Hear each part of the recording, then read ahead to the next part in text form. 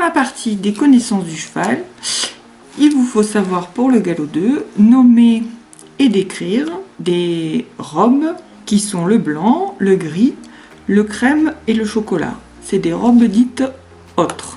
Mais avant ça, une petite révision du galop 1. Donc, il y a 3 robes de base. La famille des alezans, qui ont les poils fauves, c'est-à-dire marron, les crins marron, une peau assez claire mais pas rose et des yeux foncés.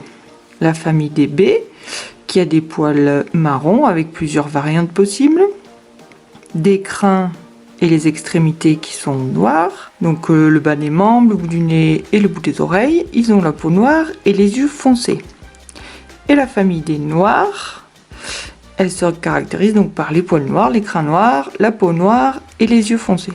Donc ça, c'est ce que on a appris au galop 1 et c'est les couleurs de base. Chacun peut essayer de trouver dans ses connaissances un cheval ou un poney, soit alezan, soit bai, soit noir. Donc pour le galop 2, nous allons étudier la 4e famille de robes de base, qui est la famille dite des autres. Donc cette 4e famille réunit le blanc, le crème, le gris et le chocolat. Alors le blanc, le cheval a les poils, les crins blancs, la peau rose et les yeux foncés. Le gris, donc le cheval a les poils et les crins blancs et noirs, c'est-à-dire gris, mélangés, la peau foncée et les yeux foncés. Le crème, le cheval a les poils, les crins crème, la peau rose et les yeux clairs. Et enfin le chocolat, le cheval a les poils, les crins chocolat, la peau noire et les yeux foncés. Il nous faut aussi parler des taches sur les robes de base, puisque c'est aussi au programme du galop 2. Donc, le nom de la robe du cheval qui a des taches blanches est complété par le mot pie, si les taches sont grandes, et par le mot tacheté, si les taches sont petites. Donc, pour les alezans, on peut avoir des alezans pie et des alezans tachetés. Pour les baies, on peut avoir des baies pie et des baies tachetées.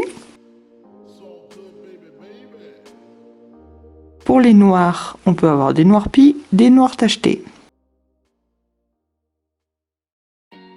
Nous allons maintenant partir en exploration et voir si dans notre panel de chevaux, nous avons des chevaux de cette couleur.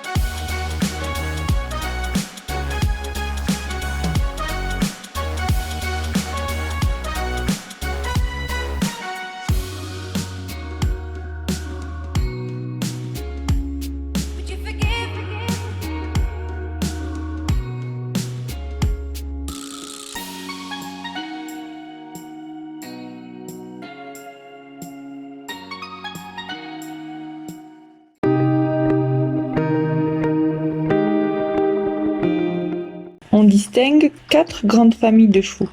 Les chevaux de selle, les chevaux de course, les chevaux de trait et les poneys. Ils sont tous de la même espèce, celle des équidés. Les équidés sont une famille de mammifères comportant les chevaux, les ânes et les zèbres. La famille des chevaux désigne aussi bien les chevaux et les poneys.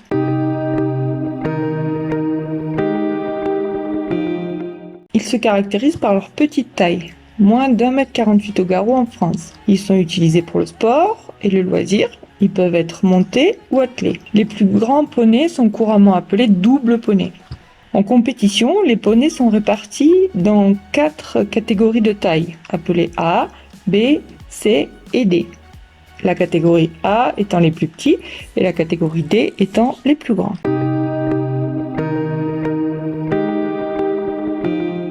Donc c'est des chevaux d'une taille moyenne à grande. Ils se caractérisent par leur vocation à être montés. Ils sont utilisés pour la pratique sportive, de loisirs, pour l'équitation en général. Les chevaux de course sont d'une taille comme les chevaux de selle moyenne à grande. Ils ont une morphologie athlétique. Les deux grandes familles de courses sont les courses de galop et les courses de trot. Les courses de galop sont soit des courses plates, soit des courses d'obstacles. Les courses de trot sont soit montées, soit attelées.